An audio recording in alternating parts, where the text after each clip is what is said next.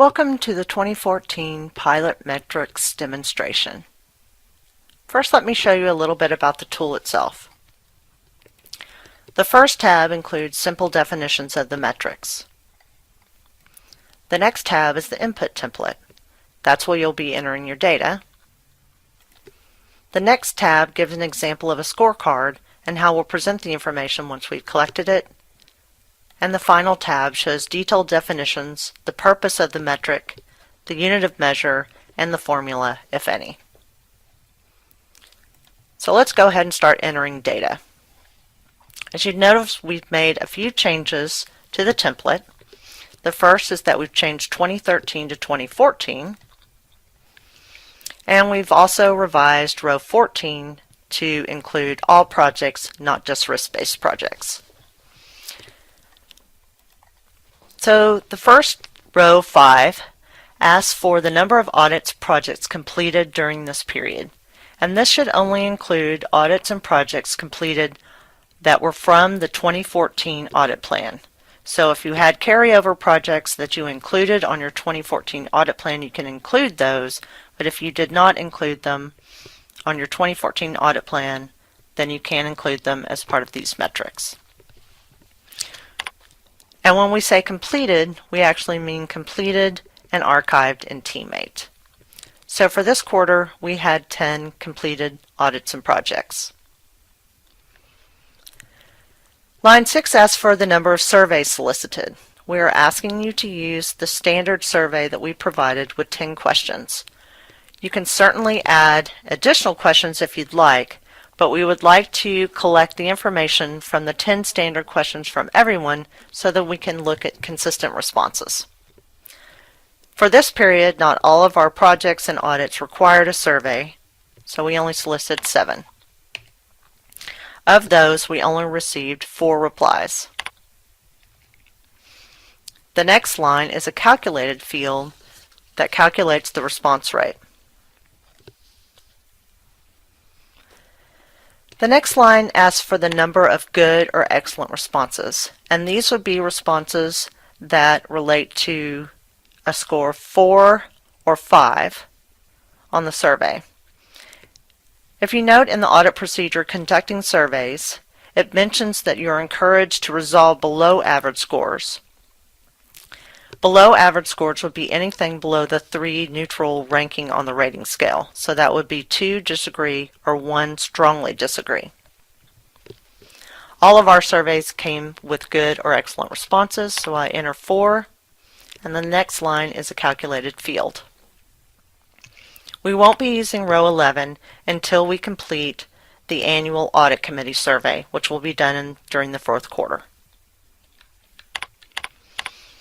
And as I said, we have modified row 14 to include all planned audits and projects this period. So the number of planned audits and projects that we started this period were 15. The number that are 100% complete you can get from row 5 above, which is 10. The next row is a calculated field that calculates the percent of the audit plan completed for this period. The next line includes the number of risk-based audits planned. Risk-based audits are only the audits that are put on the plan as a result of your risk assessment. These do not include requested or required audits, such as the financial audit or the presidential travel, housing, and entertainment audits. So for this quarter, we had 5 risk-based audits. The next line is also a calculated field that will be more important during the 4th quarter, as it is a cumulative measure of the risk-based audits as a percent of the audit plan. As we move on to the next section, it asks for the departmental budget, and this is the departmental wages and salary budget for professional and administrative staff.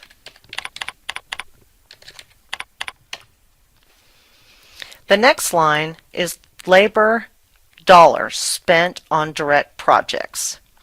And in order to assist you in preparing that, UTEP has developed a tool that you can use along with your timekeeping system. if you're using the Teammate TEC application, it has a report that will export something similar to what's on the screen, which shows the crosstab query of the staff members on the top, the projects on the side, and the number of hours that they worked. Using the total time and their year-to-date salary, you can develop the labor dollars spent on direct projects. This tool will be available on the SharePoint site on the metrics area.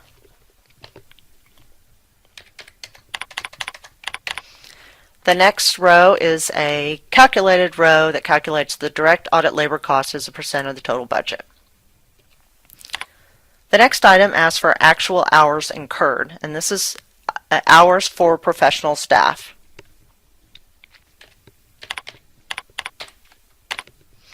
The next line asks for actual hours spent on direct projects. And finally, the final item is actual hours spent on staff development. The next three rows are calculated fields.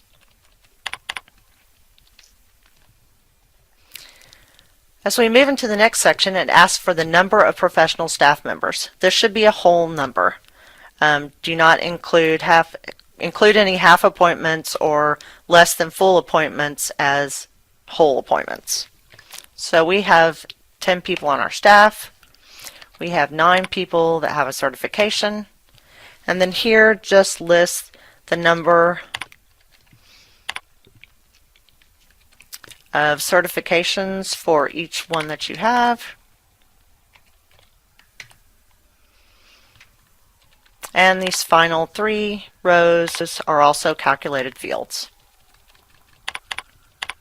The last area asks for the number of recommendations, and this is the number of recommendations from those completed projects that you reported in the quality section. So of those 10 audits and projects that we did, we had 13 recommendations. None of them were significant. And I imagine during this first quarter for the pilot, we will probably have 0 for the next 2 rows. One is the recommendations due for completion this period. Since most of our audits were completed this period, the recommendation due dates are actually in the future. And since all of our recommendations were not due this period, we had no % of recommendations implemented on time. This concludes our demonstration.